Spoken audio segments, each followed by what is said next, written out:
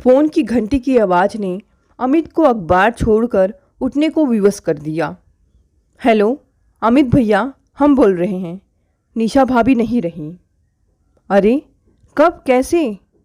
अच्छा, बहुत दिनों से बीमार थी क्या? क्या हुआ था? नहीं नहीं, मुझे नहीं पता। ठीक है, कब ले जाएंगे? पूछते पूछते अमित ने हिसाब लगाया। 4 घंटे का सफ़र, ट्रेन तो मिलेगी नहीं अभी कोई, कार से भी तुरंत निकलना होगा। अच्छा, प्रीति, खुशी और बाकियों को खबर कर दी है? ठीक है, हम पहुंचते हैं। फ़ोन रखकर पलट कर देखा। रीतु प्रश्नवाचक मुद्रा बनाए खड़ी थी। भाभी नहीं रही, अभी निकलना होगा। कब? हमें तो कभी कोई खबर ही नहीं की। ना चाहते हुए भी रीतु का स्वर कसीला हो गया।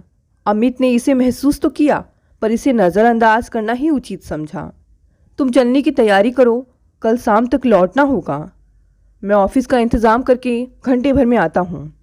कहते हुए अमित जवाब का इंतज़ार किए बिना कमरे से निकल गया। कार चलाते हुए अमित बिल्कुल खामोश था। रीतु ने एक बार उसकी ओर देखा, फिर बाहर देखने लगी। अमित के दिमाग में पिछले 50 सालों की घटनाएं चलचित्र की भांति चल रही थी। निशा भाभी, यानी उसके सौतेले बड़े भाई आकाश की पत्नी। अमित के पिताजी की पहली पत्नी के बेटे थे आकाश भैया।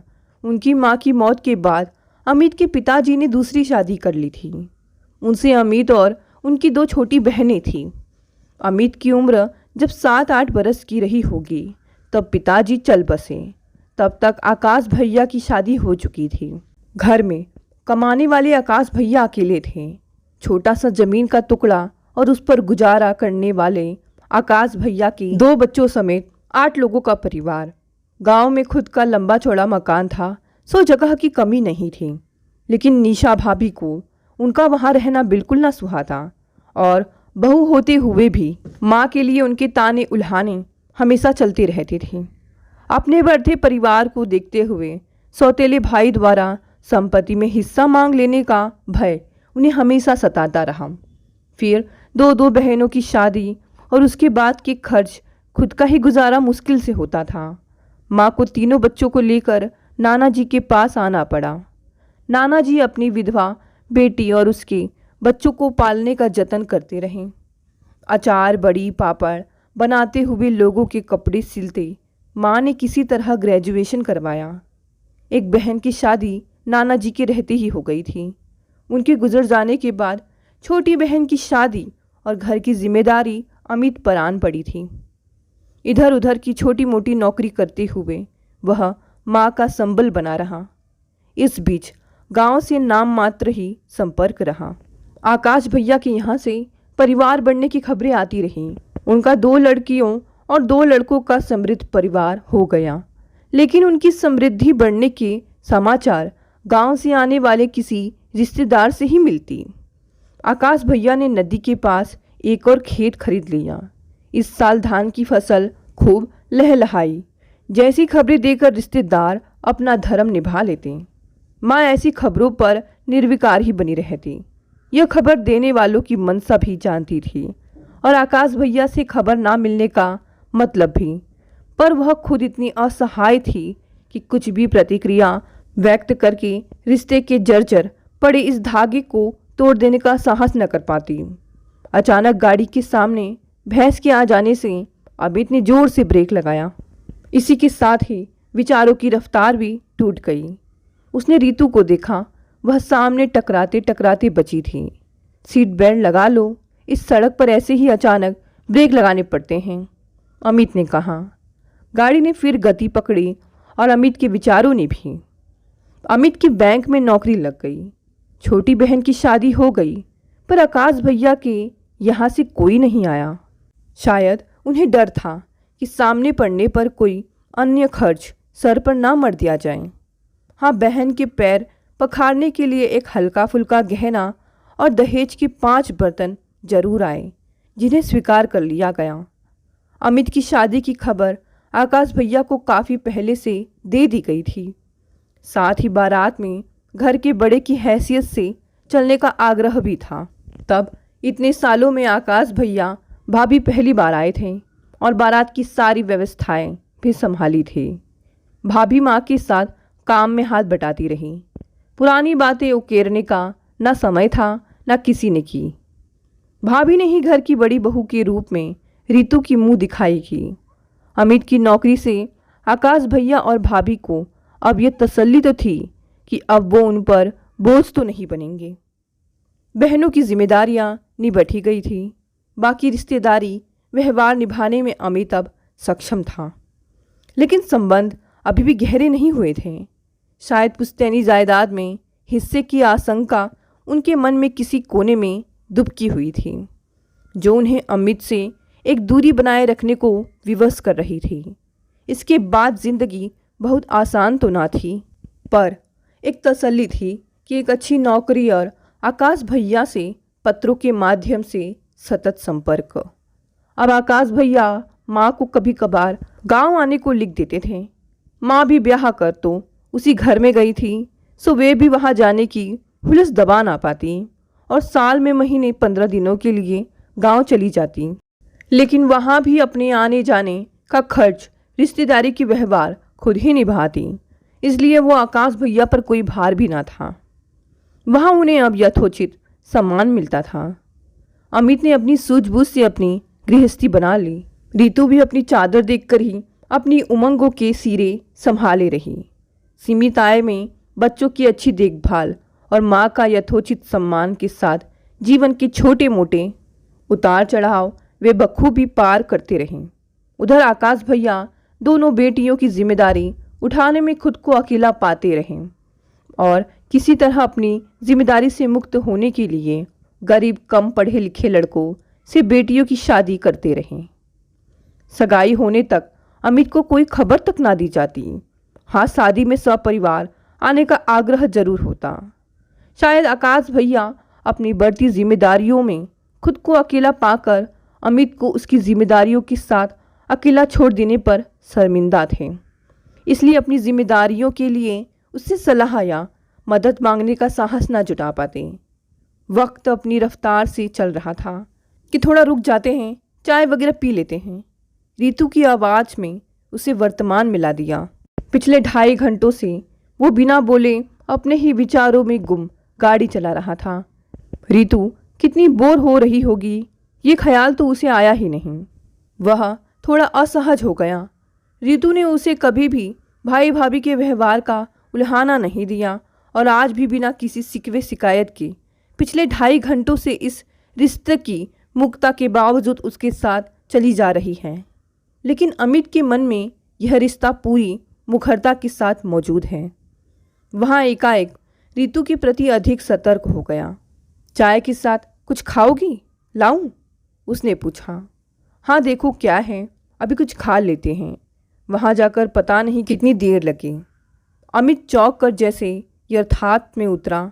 भैया भाभी तो अब तक उसके साथ ही थे। हाँ, अब तक तो सारे रिश्तेदार भी आ गए होंगे। नहीं, खुशी की ट्रेन तो 3 बजे तक आएगी, तब तक तो रुकेंगे ही, फिर तो हम समय से पहुंच ही जाएंगे। आप भी कुछ खा लो, सब काम होते होते शाम हो जाएगी। कब तक भूखे रहोगे? रितु ने कहा। अमित की इच्छा नहीं थी कुछ खाने की। घर में गमी हो गई है, क्रियाक्रम के पहले कैसे कुछ खा लें।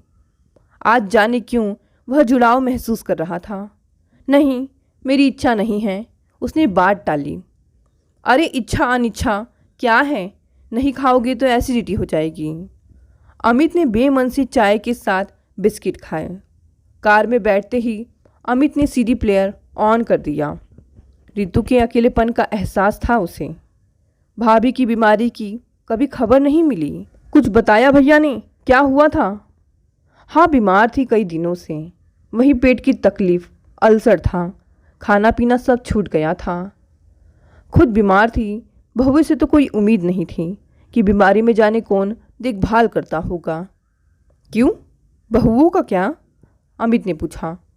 पिछले महीने रानी दीदी मिली थी, बता रही थी कि भाभी बेटी बहुओं के झगड़े से बहुत दुखी थी। बहुओं का तो ठीक है, लेकिन बेटों का क्या? अमित जानने को उत्सुक हुआ। दोनों बेटों में बिल्कुल नहीं बनती। जायदाद और काम के बंटवारे को लेकर रात दिन झगड़े होते हैं, रितु ने कहा। तुमने कभी बताया नहीं? अब बताती भी तो क्या कर लेते हम? फिर भैया ने भी तो कभी तुम्हें कुछ बताया ही नहीं। जब वो ही परायापन पाले हुए हैं तो हम जानकर भी क्या कर लेते।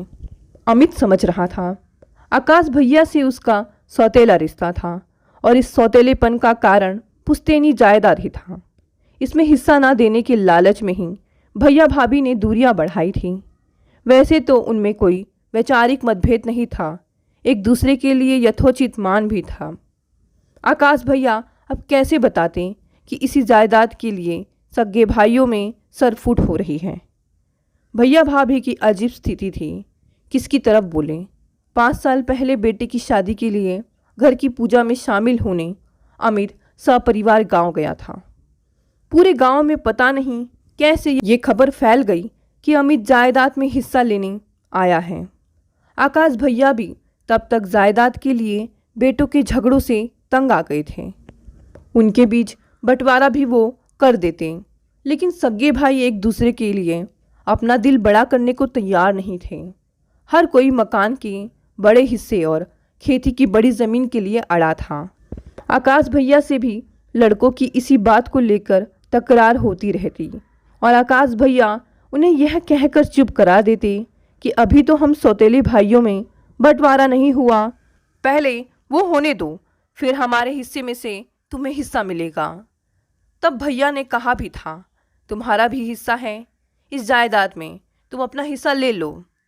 अमित भावुक हो गया था, उसका गला रूंध गया। बहुत देर तक तो वह चुप ही रहा, फिर बोला, नहीं आकाश भैया, मैं क्या करूँगा हिस्सा लेकर? मेरा खुद का मकान है, हिस्सा ले भी लिया तो यहाँ आकर तो रहूँगा नहीं। और ये आपकी मेहनत से बनी जायदाद है, मैंने तो कभी खेती बाड़ी देखी ही नहीं और इसे बेचने की भी मेरी इच्छा नहीं है। ताला पड़ा रहेगा, इससे तो अच्छा है कि आप लोगों की चहल पहल रहे यहाँ। अमित ने ये बात कभी रितु को नहीं बताई थी।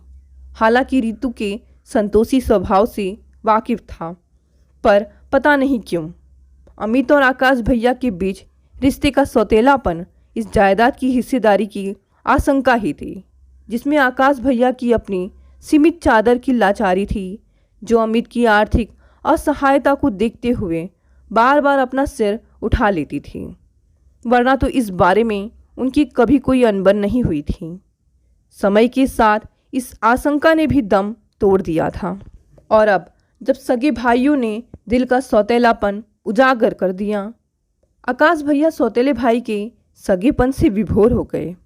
इस वार्तालाप के बाद दोनों बहुत देर तक खामोश बैठे रहे। अमित का मन भीगा था। अपनेपन की नमी पाकर तो आकाश भैया की आंखें नम थी सौतेले भाई के बड़प्पन से। कब गांव की सरहद पर पहुंच गए पता ही नहीं चला। रितु ने सीडी प्लेयर बंद कर दिया और सिल पर पल्लू ठीक करने लगी। तब बगल में होती हलचल से उसका ध्यान गया कि गांव आ गया। घर से थोड़ी दूर गाड़ी रोककर दोनों उतरे। रितु औरतों के बीच चली गई और वह भैया के पास। भैया बहुत कमज़ोर दिख रहे थे। वह उनके पास जाकर बैठ गया और अपना हाथ उनके हाथ पर रख दिया। अमित को देखते ही आकाश भैया उससे लिपट कर फपक पड़े। दोनों बेटे क्रियाक्रम की तैयारियां करवा रहे थे। भाभी की मांग भरने जब भैया उठे तो अमित ही उन्हें सहारा देकर ले गया। भाभी को देख अमित की आंखें भर आई। बहुत गहरा रिश्ता तो नहीं रहा उनसे, लेकिन उन्होंने और अमित ने रिश्ते की मर्यादा हमेशा रखी। कभी किसी ने किसी को आहत करने वाली बात नहीं कही। बचपन तो अमित को याद नहीं, पर जब से होश संभाला भाभी को खुद पर विश्वास करते ही पाया। भैया इतने कमज़ोर हो गए थे कि अर्थी को कंधा देने पर लड़खड़ा गए। जब अमित ने उन्हें सहारा दिया और उनके कंधे पर रखे पाए को अपने कंधे का सहारा दिया। सभी रिश्तेदार बारी बारी से अर्थी को कंधा देते रहे और अमित आकाश भैया को सहारा देते चलता रहा। आज वह उनसे एक अनोखा जुड़ाव महसूस कर रहा था। चिता पर भाभी का शव देखकर भैया खुद को संभाल न सके और गिर पड़े। जब पंडित ने मुखाग्नि देने के लिए बड़े बेटे को बुलाया तो आकाश भैया जैसे अचानक सचेत हुए और हाथ उठाकर बड़की को वहीं रोक दिया। फिर अमित की ओर मुखातिब होकर बोले, अग्नि तुम दोगे। रिश्तेदारों में खुसुर पुसुर शुरू हो गई कि दो दो लड़की के होते, लेकिन भैया ने दृढ़ स्वर में कहा, तुम दोनों लड़कों से बढ़कर हो। भाभी भी तो माँ होती हैं, तुम ही चिता को अग्नि दोगे। फिर रोते हुए बोले, दो दो बेटों के होते तुम्हारी भाभी ने बुढ़ापे में जो दुख झेले हैं, उसके बाद से इन बेटों ने उनके अंतिम संस्कार का अधिकार खो दिया है। उनके लिए ज़मीन जायदाद, माँ बाप की सुख शांति, उनकी सेवा से ज़्यादा बड़े हो गए हैं। तुम्हारी भाभी आखिरी समय तक तुम्हें याद करके रोती रहती, कहती रही, ऐसे बेटों के बजाय भगवान अमित जैसा एक संतोषी बेटा ही दे देता तो बुढ़ापे में ऐसी गत ना होती। तुमसे मिलना चाहती थी वो, तुमसे माफ़ी मांगना चाहती थी। जिस जायदाद के मोह ने तुम्हें हमसे पराया कर दिया, उसी जायदाद ने हमारे बेटों से हमें पराया कर दिया। लेकिन तुमसे आंख मिलाने की हिम्मत नहीं जुटा पाई और ऐसी ही चली गई। वापसी में अमित पहले से कहीं अधिक खामोश था। चिता की लपटों ने रिश्तों के बीच सौतेलेपन को जलाकर राख कर दिया था और वह रिश्ते की गर्माहट को महसूस कर रहा था। उसने भाभी को खोया था, लेकिन आकाश भैया को पा लिया था, देर से ही सही। दोस्तों, रिश्तों पर ये कहानी आपको कैसी लगी? अगर आपको कहानी पसंद आई तो इसे लाइक, शेयर और कमेंट करें। साथ ही साथ अगर आप नए हैं तो चैनल को भी सब्सक्राइब कर लें। धन्यवाद दोस्तों, मिलते हैं अगली नई कहानी से।